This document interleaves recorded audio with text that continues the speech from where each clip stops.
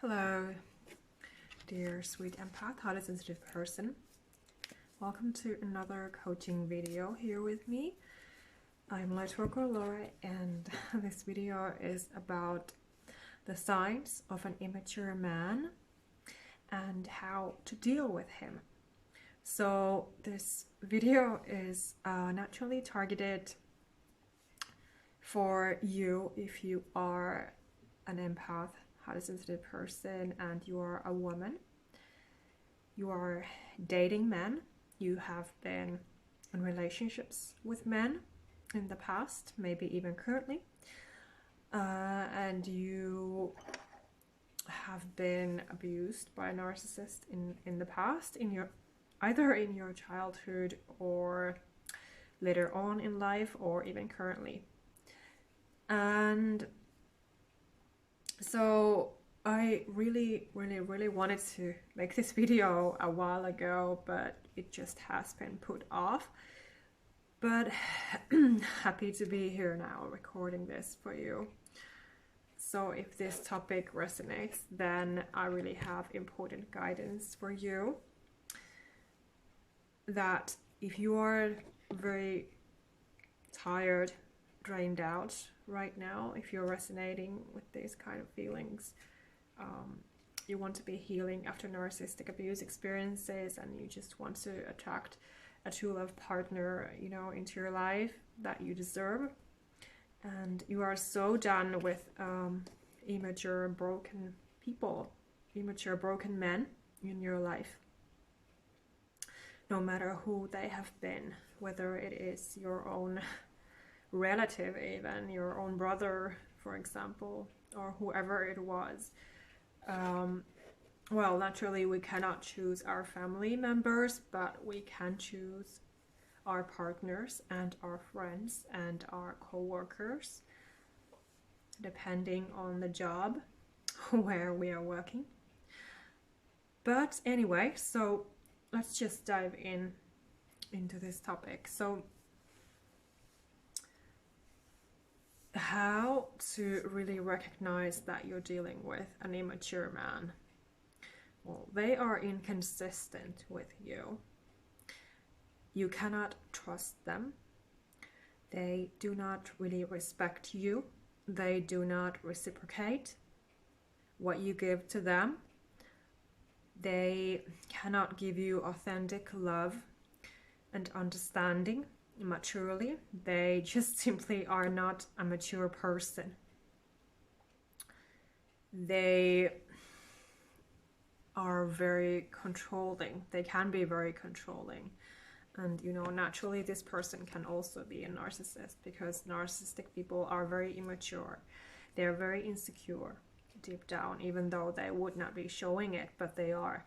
And mentally they are basically like 5-year-olds who just throw tantrums when things are not going their way. So one of the signs is that, you know, they're controlling. They also throw tantrums if they are disappointed, for example, with your actions. They gaslight you. They blame you for everything. You are basically their parent. You are basically their mother. And, you know, they feel that you just need to take responsibility of everything, of how they behave, and, you know, what has happened in your relationship, that everything is your fault. And they think that they have that right to treat you that way. They think that they are doing the right thing, and they don't see anything wrong with their own behavior. And, you know, basically you are just an object to these types of people. And I'm sure that you know by now, if you've been dealing with a lot of narcissistic people, or, you know, this type of immature man, immature guy, or, you know, you really have felt in your body, in your energy, in your intuition, in your entire being, you have just really felt the energy that is so heavy and toxic and controlling. Because, yeah, like I said, they can be very controlling. They can also have abandonment issues, you know, naturally childhood trauma, low self-worth, you know, all of these types of energies are within them. And naturally, it's not your job to be their parent. It's not your job to be healing them or fixing them. They need to grow up, they need to heal, they need to take responsibility of their own selves, of their own life, and that is not your job. No matter if they have a therapist, it's not the therapist's job either. It's always a person's own job to do the healing work, the inner work, to be growing up, to be taking responsibility, to own self-worth, self-love, you know, these skills, and, you know, to know that there is a better life available once you just do this work. But likely they don't listen to you. You know, if you have tried to reason with them, they don't listen to you, as they don't respect you, as they don't think that you are right. They think that they are always right. And what else? They can be very toxic. They can be very mean, doing different kinds of tricks to make you feel bad about yourself. And of course, this is, again, this is very typical in a narcissistic person, that they just want to throw all of their pain on you, and they just think that you can just handle it, even though, you know, of course this is not okay, and it's not the truth. And in the worst case, your health and your whole life will suffer if you continue engaging with this type of a person in any way. So naturally, I always recommend that you leave a person like this immediately. You take an action step to be leaving this person. You know, no matter who it was in your life, in any way, you don't need to be putting up with this. And, you know, the more you can just love yourself, the less you will tolerate any kinds of disrespect, because you know that you deserve better, that there is better for you out there in the world. You don't have to be suffering. You should not be suffering. And you are not anyone's punching bag or spitting cup. You know, that you are a human being with, you know, actual feelings and emotions and opinions and rights like everyone else. And, you know, you should not be dealing with this. So I hope that my message is coming through. That, you know, because it's so easy to be blaming yourself, especially if you have got used to that when you were a child. Like what happened to me, I was always blaming myself, you know, for everything, for the bullying, for everything that I went through. Because it's just too easy for an empath. They just be as a sensitive young girl, young woman, you know, it's too easy. And a child, anyway, no matter if you're a boy or a girl, you easily blame yourself when you are a child and sensitive. And people are supposed to be your role models and supporting you with your life and, you know, with everything. But if this does not happen, then you have been likely raised by immature parents, and it is no wonder if you have attracted another immature, broken partner, you know, because, you know, there are mature men and women in the world, but there are also lots of immature men and women in the world. And, you know, of course, what you can do is just take responsibility of your own life and do what is best for you, what you should do, you know, and not be suffering for years anymore, especially if you have been suffering for years already. So I hope that this message finds you and that you can really Understand that there is a way out of this, that there is another option, that you don't need to be dealing with this at all. And you can just take the lesson and move forward and, you know, just come out stronger. As I always say, if you've been watching my videos or reading my posts, I'm very encouraging, and you know, I'm I'm so much about empathy and just encouraging people to really live their full lives, as I'm doing as well for myself, and teaching my son as well.